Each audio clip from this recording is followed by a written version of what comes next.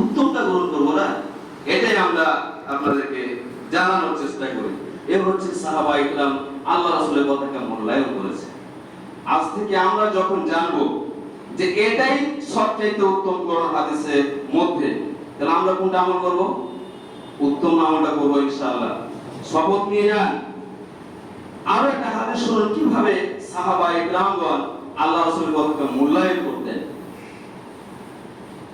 নবী করিম সাল্লাল্লাহু আলাইহি ওয়াসাল্লাম ইয়াউমাল জুমআতি ক্বালা ইজলিসু ফাসামি'a যালিকা ইবনে মাসউদ।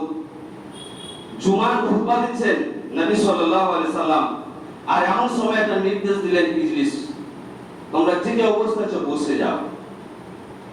ফাজালাসা আলা বাবি মসজিদ। ইবনে মাসউদ রাদিয়াল্লাহু তাআলা আনহু মসজিদে ঢুকবেন, চৌকাঠের এক পা বাইরে আছে এক পা ভিতরে আছে, আর এই অবস্থায় বসে গেলেন। এই অবস্থায় বসে গেলেন। নবী সাল্লাল্লাহু আলাইহি সাল্লাম দেখে বলেন, তা ইয়া আব্দুল্লাহ, তুমি প্রবেশ করে দাও, ভালোভাবে বসো। তার যে উত্তরটা, কেন এইভাবে বসলেন? ইবনে মাসউদ বলছেন যে আল্লাহ রাসূল, আপনার আদেশ যখন আমার কানে চলে এসেছে, যখন আপনার আদেশ আমার কানে পৌঁছে গেছে, আমি ভাবলাম যে পাটা যদি আমি ভেতরে নিয়ে যাই তাহলে আমার আল্লাহ রাসূলের কথাটার প্রতি আমল করতে দেরি হয়ে যাবে। কতটুকু? পাটা উঠে ভেতরে প্রবেশ করা।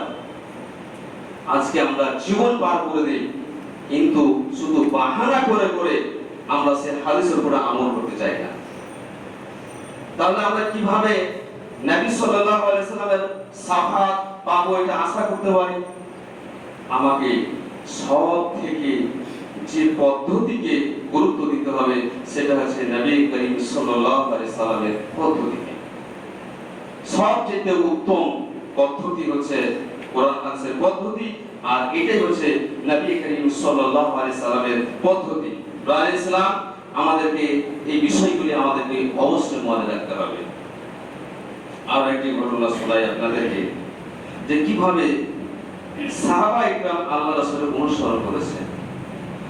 ইন্না জিবরিলা আতানি ফাআখবারানি আন্না ফীহিমা কাযিরান আও ক্বালা আযান ওয়া ক্বালা ইযা জাআ আহাদুকুম ইলাল মসজিদ। তো নবী করিম সাল্লাল্লাহু আলাইহি সাল্লাম তিনি নামাজ পড়াচ্ছেন, নামাজের জামাত চলছে, এমন সময় তিনি কি বলেন, জুতোগুলোকে খুলে রাখলেন। জুতোগুলোকে খুলে রাখলেন। তো সাহাবায়ে কেরাম জুতো খুলে দিয়েছে। সালাম ফেরার পরে নবী করিম সাল্লাল্লাহু আলাইহি সাল্লাম জিজ্ঞেস করছেন যে আচ্ছা তোমরা জুতাগুলো কেন খুলেছিলে? তো বলছে আপনি যে জুতা খুলেছেন আপনার অনুসরণ করেছি। আল্লাহ রাসূল বললেন যে আমাকে জিবরিল আমিন এসে বলে যে আপনার জুতাতে নোংরা লেগে আছে, তার জন্য আমি জুতা খুলে দিলাম। তো বলছি এটা তো আমরা জানি না যে আপনার কাছে জিবরিল আমিন এসে আপনি জুতা খুলেছেন, আপনার অনুসরণ করেছি আমরা। কিভাবে অনুসরণ করতেন? এখান থেকে আরেকটা কি দলিল আমরা বুঝতে পারলাম।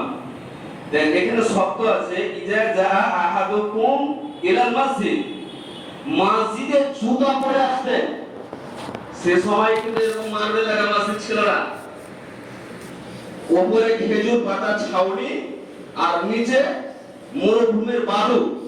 এই উত্তপ্ত গরমের দিনে এই বালুতে দাঁড়িয়ে থাকা সম্ভব ছিল না, তার জন্য জুতা পরে। এবং এটা আরেকটা দলিল যে যখন আপনি কোন সফরে আছেন, হয়তো আপনি শীতের টাইম, আপনার হয়তো অল্প সময় আছে, আপনি জুতো পরে একটা ফাঁকা জায়গাতে নামাজ পড়ে নিতে পারেন, কোনো সমস্যা নেই।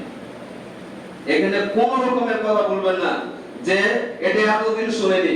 সহিহ আবু দাউদ প্রথম খণ্ড 605 নম্বর হাদিস এবং সহিহ হাদিস। এবং জানাজার সালাতের ক্ষেত্রে বিশেষ করে